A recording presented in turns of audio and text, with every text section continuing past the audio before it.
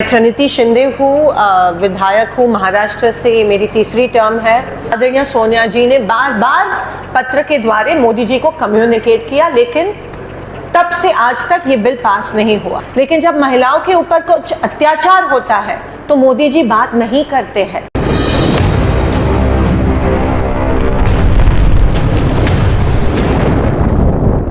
धन्यवाद चौबे जी।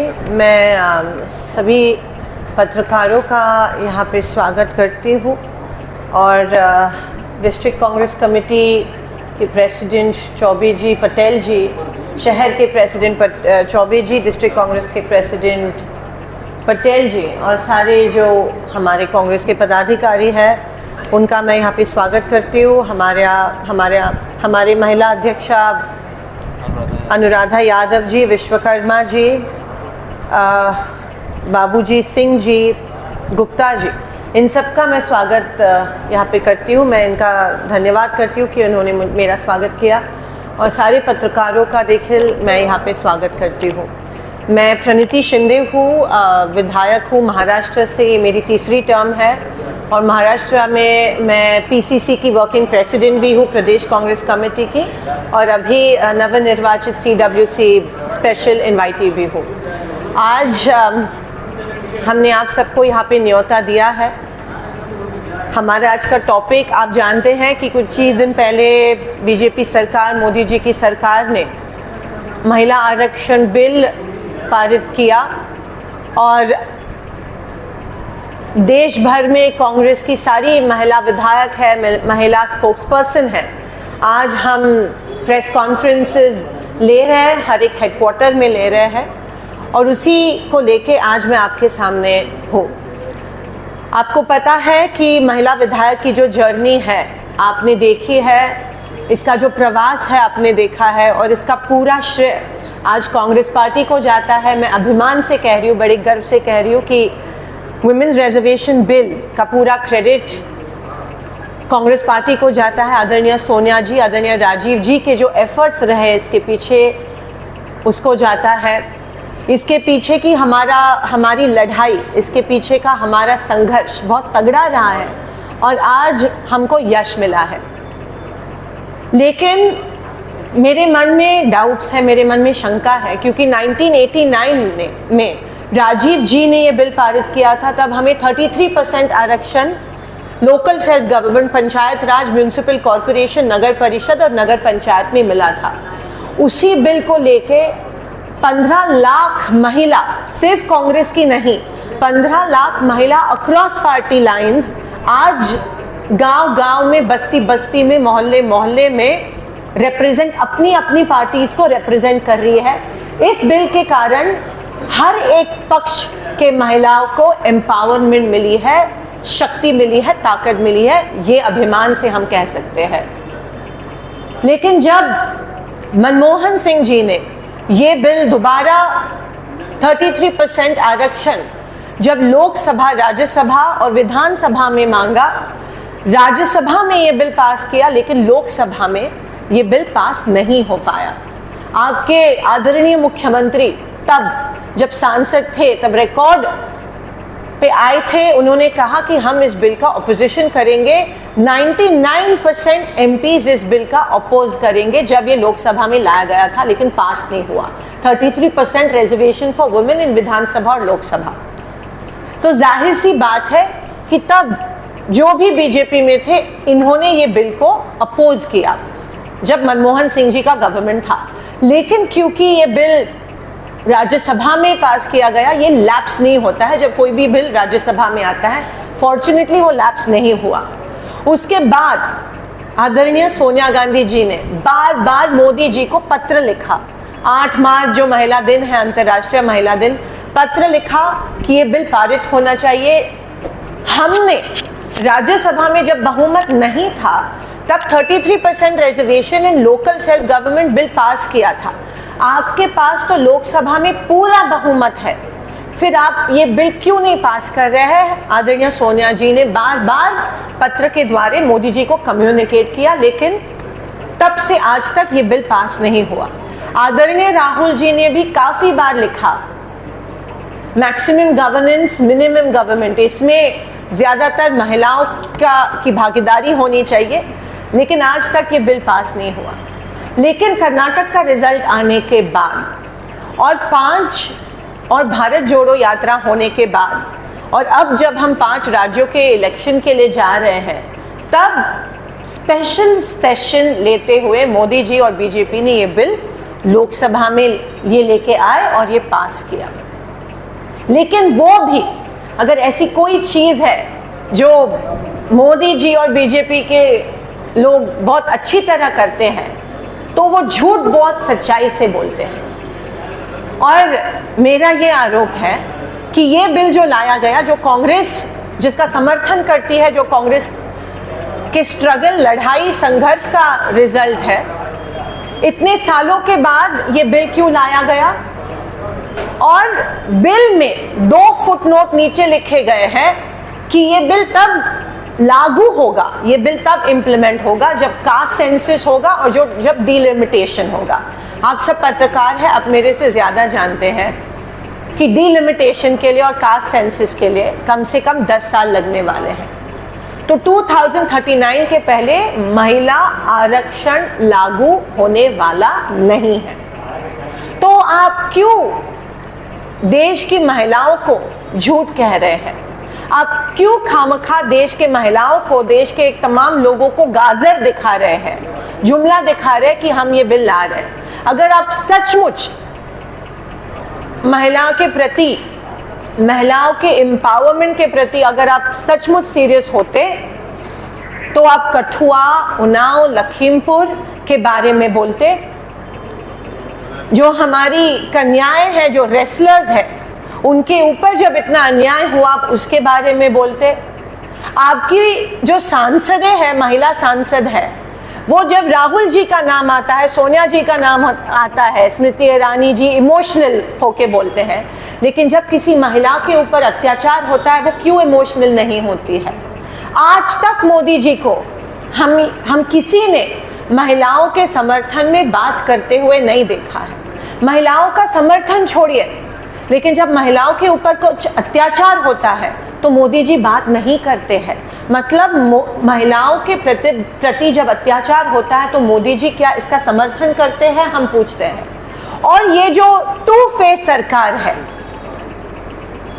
दुगनी 2 चेहरे की ये सरकार है, ये अभी इनका पर्दाफाश हो रहा है।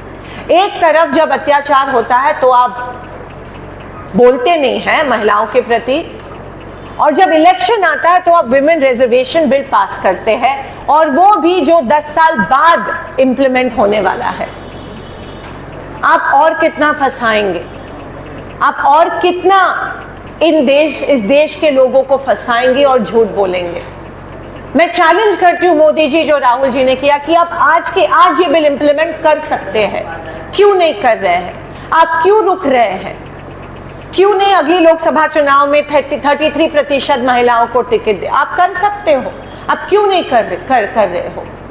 एक तरफ महिलाओं को बहुत तकलीफ देते हैं, महंगाई बढ़ रही है, सिलेंडर के दाम बढ़ रहे हैं, लेकिन कह रहे हैं मैं आपको आरक्षण दूंगा, लेकिन आज नहीं 10 साल बाद। जैसे कहते हैं कि desperate times call for desperate measures.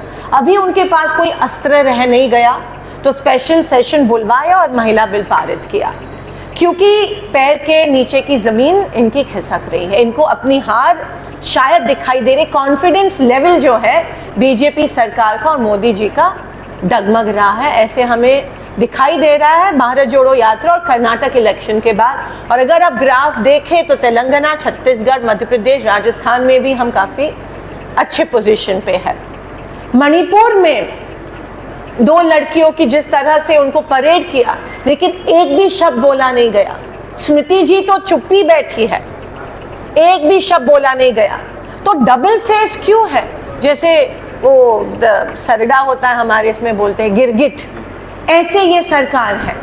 Women's reservation में इंटरेस्टेड नहीं है, लेकिन रिजर्वेशन अगेंस्ट विमेन इसमें ज्यादा इंटरेस्ट रख रही है। आप देख रहे हैं कि जिस तरह बार महिलाओं के ऊपर अत्याचार हो रहा है, ऐसे कांग्रेस के टाइम में नहीं था।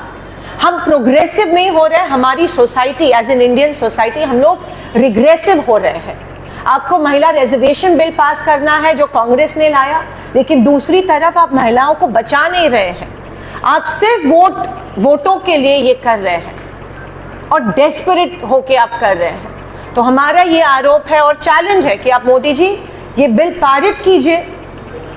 हमने जो कास्ट सेंसस 2011 में किया था, वो कास्ट सेंसस के जो आंकड़ेवारी है आप क्यों रिवील नहीं कर रहे, आप क्यों वो लोगों के सामने नहीं ला रहे, ये सवाल हम पूछना चाहते हैं। आप क्यों ओबीसी और दलितों की संख्या लोगों के सामने क्यों नहीं लाना चाहते हैं। आप जब महिला आरक्षण बिल पास करते हो तो वहां पे आप ओबीसी महिलाओं का रिजर्वेशन क्यों नहीं ला रहे हो। आप तो देश के पंतप्रधान हो, वोट और बहुमत आपके बाजू में है, लोकसभा में बहुमत आपके बाजू में है, लेकिन क्यों ये नहीं कर रहे हैं। तो ये सारा एक आई वॉश जिसे कहते हैं, ये सारा एक जुमला है और हम ये एक्सपोज करना चाहते हैं। मैं कृपया आपसे विनती करती हूँ कि ये जो दो चेहरे हैं इस गवर्नमेंट के, जो जिसे हिपोक्रेसी कहनी चाहिए, ये जो है आप एक्सपोज कीजिए। और मोदी जी इस महिला आरक्षण के बारे में बिल्कुल सीरियस नहीं है। अगर वो सीरियस होते तो वो ये आज के आज इम्प्लीमेंट हो जाता।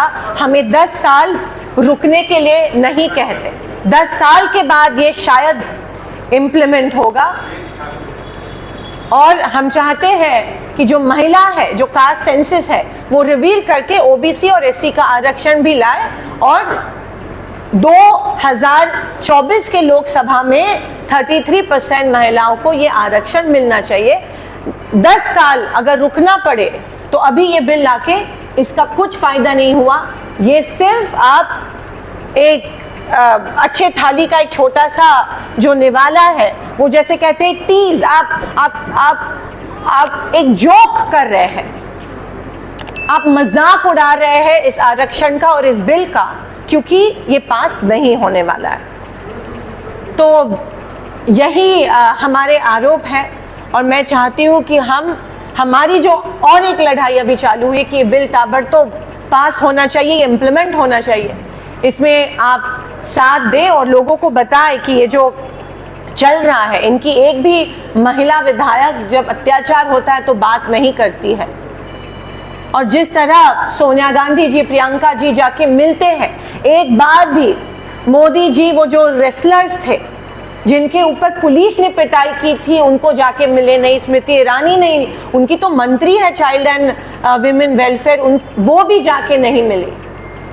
और विमेन एम्पावरमेंट, जब महिलाओं को सशक्तिकरण की बात होती है तो इनको डर लगता है, ये उसके ऊपर उसको समर्थन नहीं देते हैं, वो जाते नहीं है, बोलते नहीं है, कुछ भी नहीं बोलते। स्पेशल सेशन में कम से कम इसका जिक्र तो होना चाहिए था, लेकिन उल्टा जब बृजभूषण जी जो पार्लियामेंट में उन्होंने एंट्री मारी तो लोगों ने तालियां बजाई उनके लिए और उनको सस्पेंड करना चाहिए था, वो नहीं हुआ। और तब अफसोस है कि कोई बोला नहीं।